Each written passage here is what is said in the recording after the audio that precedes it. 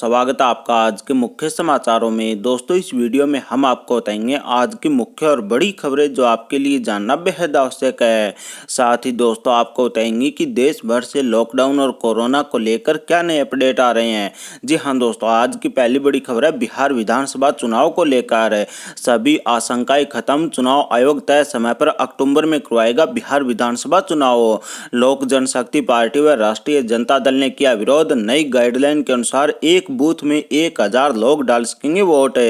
आज की अगली बड़ी खबर में हम आपको बताएंगे कि बिहार के सिवान में भारतीय जनता पार्टी के सांसद को लोगों ने सिखाया सबक। पिछले 2 साल से गांव के अंदर एक बार भी नहीं आए थे सांसद, तो गांव वालों ने सांसद महोदय को जमकर पीटा।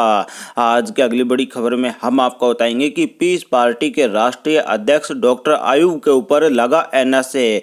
विवादित पोस्टर मामले के अंदर हुई थी गिरफ्तारी। भारतीय जनता पार्टी की सरकार धीरे धीरे मुस्लिम नेताओं को लगा रही है ठिकाने। आज की अगली बड़ी खबर में हम आपको बताएंगे कि जम्मू कश्मीर के आईएएस अधिकारी रहे शाह फैसल ने छोड़ी राजनीति, बोले कि मुझे देशद्रोही नहीं कहा जा सकता। मोदी सरकार के सामने घुटने टेक दिए 2 साल के अंदर शाह फैसल ने। आज की अगली बड़ी खबर में हम आपको बताएंगे कि कांग्रेस के तेज तर्रार प्रवक्ता राजीव त्यागी का निधन, अचानक गिरकर हुए बेहोश और हो गई मौत। कांग्रेस पार्टी को हुई बड़ी क्षति। आज की अगली बड़ी खबर में हम आपको बताएंगे कि बिहार के अंदर पुल धंसने पर तेजस्वी का मुख्यमंत्री नीतीश पर वार, कहा कि भ्रष्टाचार के विषम पितामह इस पर कुछ बोले। बिहार के अंदर भ्रष्टाचार चरम सीमा पर, कल ही करने वाले थे मुख्यमंत्री नीतीश कुमार इस पुल का उद्घाटन है। आज की अगली बड़ी खबर में हम आपको बताएंगे कि बेंगलुरु दंगा के अंदर उपद्रवियों से होगी नुकसान की भरपाई, आरोपियों की होनी है पहचान। बेंगलोर के अंदर दलित कांग्रेस विधायक के घर व गाड़ियों को जलाया मुसलमानों ने, दलित मुस्लिम एकता के परखच्चे उड़ा दिए मुसलमानों ने। आज की अगली बड़ी खबर में हम आपको बताएंगे कि सुशांत सिंह मामले को लेकर शरद पवार के परिवार की अंतर्कलह खुलकर आई सामने, पार्टी टूटने का बड़ा खतरा। आज की अगली बड़ी खबर में हम आपको बताएंगे कि अलीगढ़ के गोंडा थाने के अंदर भारतीय जनता पार्टी के विधायक को जमकर ठोका पुलिस कर्मियों ने। भारतीय जनता पार्टी का विधायक दिखा रहा था सत्ता का नशा।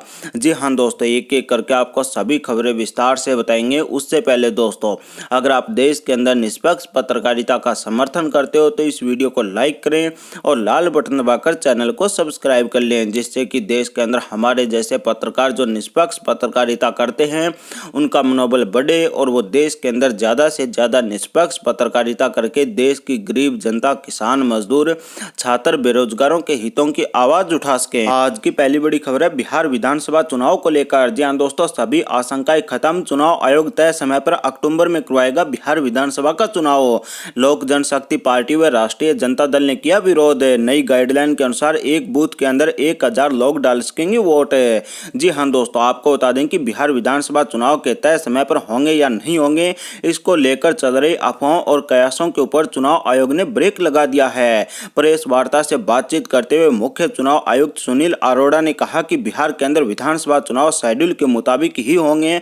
उन्होंने कहा कि चुनाव के दौरान सोशल डिस्टेंसिंग का ख्याल रखा जाएगा और इसके लिए एक बूथ पर मतदाताओं की अधिकतम संख्या 1000 फिक्स कर दी गई है और इनके अलावा बिहार के अंदर विधानसभा चुनाव ईवीएम और वीवीपैट के द्वारा ही करवाए जाएंगे। आपको बता दें दोस्तों कि मुख्य चुनाव आयुक्त सुनील अरोड़ा ने कहा कि कोरोना का संक्रमण रोकने के लिए कई दिशा निर्देश जारी किए गए हैं और चुनाव प्रक्रिया के दौरान भी इन दिशा निर्देशों का पालन करना होगा। आगे उन्होंने कहा कि बिहार विधानसभा चुनाव को तय समय पर और तय वक्त के ऊपर करवाने के लिए चुनाव आयोग प्रतिबद्ध है और राज्य और जिला प्रशासन लेकर इनको तैयारियां कर रहा है। आपको बता दें दोस्तों कि अरोड़ा ने कहा कि चुनाव आयोग की सबसे बड़ी चिंता यह है कि वो मतदाताओं की सुरक्षा सुनिश्चित करे और इनके अलावा मतदाता प्रक्रिया के अंदर लगे सभी कर्मियों को भी संक्रमण से सुरक्षा देना है। दिशा निर्देशों का पालन करना हमारी जिम्मेदारी है और उन्होंने कहा कि चूंकि इस बार चुनाव एक महामारी काल के दौरान हो रहा है तो इसलिए चुनाव प्रक्रिया के अंदर जरूरत के मुताबिक बदलाव किए गए हैं। आपको बता दें दोस्तों कि मुख्य चुनाव आयुक्त ने कहा कि एक बूथ के ऊपर मतदाताओं की संख्या 1000 फिक्स कर दी गई है, जबकि ये आंकड़ा 1500 है। बिहार के मुख्य चुनाव आयुक्त ने राज्य के अंदर 33,797 अतिरिक्त पोलिंग बूथ बनाने का फैसला किया है। इसकी वजह से बिहार के अंदर एक बूथ पर औसत वोटरों की संख्या 985 से घटकर 678 हो जाएगी। आपको बता दें दोस्तों कि बिहार के अंदर विधानसभा चुनाव के अंदर भारतीय जनता पार्टी और जेडीयू गठबंधन एक बार फिर से से बाजी मारता हुआ दिखाई दे रहा है, क्योंकि विपक्ष बिखरा हुआ है और विपक्ष बिखरा हुआ नहीं है, विपक्ष आपस के अंदर वोट भी काट रहा है। इसका सबसे बड़ा कारण है कि राष्ट्रीय जनता दल और इनके अलावा कांग्रेस पार्टी और इनके महागठबंधन को दलित वोटर का बड़ा सहारा है, परंतु दलित वोटर को काटने के लिए सभी 243 सीटों के ऊपर भीम आर्मी की पार्टी चंद्रशेखर आजाद के नेतृत्व के अंदर आजाद समाज पार्टी चुनाव लड़ रही है। तो वहीं पर राष्ट्रीय कांग्रेस पार्टी और राष्ट्रीय जनता दल दोनों को मुस्लिम वोट पूरा का पूरा जाता है, परंतु मुस्लिम वोट तोड़ने के लिए हिंदुस्तान अवाम मोर्चा और असदुद्दीन ओवैसी की पार्टी AIMIM के बीच गठबंधन हो रहा है, यानी मुस्लिम और दलित वोटर दोनों ही छिटक गए। अगर कांग्रेस पार्टी और RJD से तो भारतीय जनता पार्टी और JDU दोनों के गठबंधन की एक बहुत बड़ी जीत बिहार विधानसभा चुनाव 2020 के अंदर होने जा रही है। आज की अगली बड़ी खबर है कर्नाटक की राजधानी बेंगलुरु से। जी हां दोस्तों, बेंगलुरु दंगा के अंदर उपद्रवियों से होगी नुकसान की भरपाई, आरोपियों की हो रही है पहचान है। बेंगलोर के अंदर दलित कांग्रेस विधायक के घर व गाड़ियों को जलाया मुसलमानों ने, दलित मुस्लिम एकता के परखच्चे उड़ा दिए मुसलमानों ने। जी हां दोस्तों, आपको बता दें कि कर्नाटक के बेंगलुरु के अंदर हुए दंगों के मामले में राज्य सरकार एक्शन लेने जा रही है और इस दंगे के अंदर हुए नुकसान की भरपाई राज्य सरकार अब उपद्रवियों से करेगी। और बेंगलुरु के अंदर हुए दंगों के अंदर बस और कारों को जला दिया गया था। राज्य सरकार दंगा करने वाले उपद्रवियों की पहचान करने और नुकसान के आकलन करने के अंदर जुट गई है। और आपको बता दें दोस्तों कि कर्नाटक के अंदर भारतीय जनता पार्टी की सरकार है, तो ये 100% सत्य है कि वहां पर दंगाइयों से अब नुकसान की भरपाई की ही जाएगी।